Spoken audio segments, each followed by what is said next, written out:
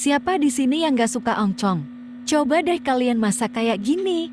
Mungkin kalian bakalan suka. Karena ini tuh enak banget guys. Pertama-tama hancurin dulu oncomnya. Kemudian tambahkan bawang putih yang sudah dihaluskan. Tambahkan juga tepung terigu. Dikira-kira aja, jangan terlalu sedikit. Jangan kebanyakan juga. Asal lengket aja adonannya. Biar gak hancur pas digoreng.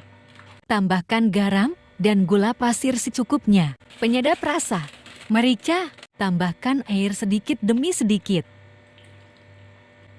Kemudian, goreng di api sedang sampai matang. Ini dia hasilnya, selamat mencoba.